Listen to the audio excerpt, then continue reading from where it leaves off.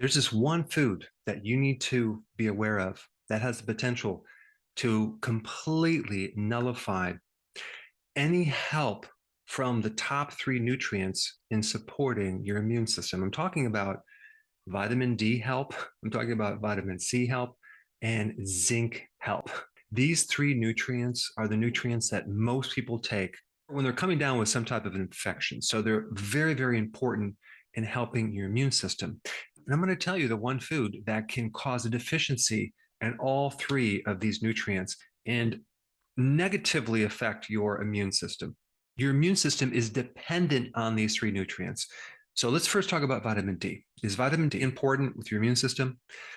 Yes, it's involved with every single part of your immune system, your T cells, your B cells, your phagocytes, the neutrophils. Every single part of your immune system has vitamin D receptors. And when someone has an inflammatory condition called the cytokine storm, vitamin D is essential in keeping that inflammation regulated. So, vitamin D helps modulate or regulate the immune system.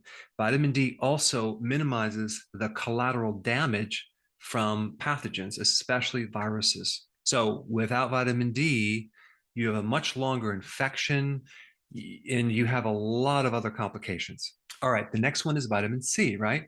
You know, vitamin C is important. Probably at the first sign of a cold, you might take vitamin C. What does vitamin C do to the immune system? Well, number one, it increases the mobility of white blood cells, it makes them more active. And without vitamin C, they're very sluggish. Vitamin C also increases something called phagocytosis. That's the ability of phagocytes to eat up pathogens. Vitamin C also helps the white blood cells produce their weaponry to defend against infections. And without vitamin C, the duration of your illness extends a lot longer than it should. Even if you took the amount of vitamin C in your blood and compared it to the vitamin C in the white blood cell, the vitamin C in the white blood cell is 100 times more than in the blood. Why? Because your immune system is dependent on vitamin C. All right, now what about the trace mineral zinc? Is that important?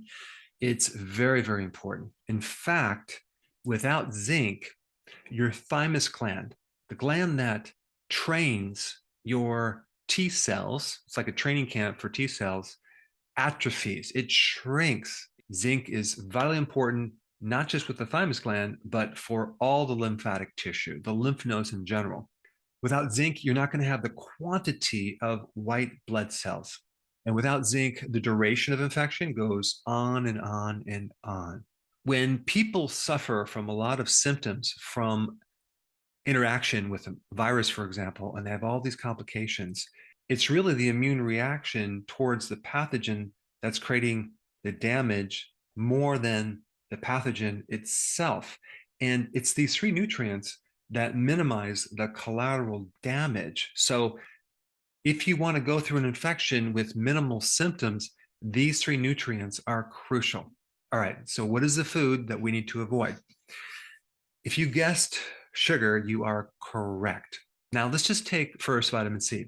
The chemistry of vitamin C is very, very similar to sugar. Okay. If you're consuming sugar and vitamin C at the same time, the body will always take on the sugar before vitamin C, leaving you high and dry or deficient of vitamin C. Diabetics that have this sustained blood sugar nearly always have a vitamin C deficiency. And when you're deficient in vitamin C, another symptom you might get is bleeding gums, fatigue, collagen problems, but mainly it's going to be a weakened immune system. All right, what about vitamin D? Well, when you're consuming sugar, the absorption of vitamin D goes way down. Sugar also impairs the activation of vitamin D. So if you go from inactive vitamin D to active vitamin D, you need help from your kidney. But sugar gets in the way of that. Sugar interferes with that activation of vitamin D. And the third thing that sugar does to vitamin D is it stops the synthesis or production of vitamin D. You can't really produce vitamin D if there's too much sugar in the body. This is why diabetics are nearly always low in vitamin D. And if you consume a lot of sugar, that turns into liver fat, and that also can inhibit the activation and absorption of vitamin D from another angle. All right, now let's talk about zinc. Sugar causes excessive amount of zinc to be excreted from your kidneys, and that's called hyperzincuria, too much zinc in the urine. That comes from too much sugar. Sugar also impairs the absorption of zinc. So this is another reason why people that are diabetics are nearly always deficient in zinc. Zinc is also really important in supporting the beta cell in the pancreas, the cell that makes insulin that then regulates blood sugars. And that goes the same with vitamin D as well. Vitamin D is very, very important in protecting you against developing diabetes. So not only does sugar deplete vitamin D, but low vitamin D can activate or increase your risk of getting diabetes. Now, when I'm talking about sugar, I'm not just talking about sugar, I'm talking about other things that turn into sugar pretty quickly, like refined carbohydrates. Refined carbohydrates, like in grains, are also loaded with phytates, which then can also block zinc. So, as you can see, when you're doing too many carbs, too many sugars, your immune system is going to greatly suffer. All right, so where do you get vitamin C? The best source is sauerkraut. Okay, sauerkraut per cup. If you get a really good blend of sauerkraut that's maybe from the health food store or the farmer's market, or you make it yourself, per cup, it's about 700 milligrams. Now, the RDA is only 70. So we're getting 700, 10 times more than the RDA.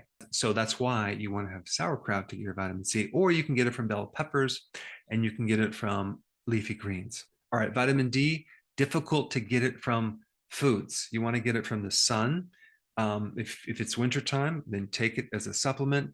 But like I said before, vitamin D and zinc are really, really important if you're a diabetic or you're trying to repair the damage from being a diabetic. And as far as zinc goes, zinc is high in red meat.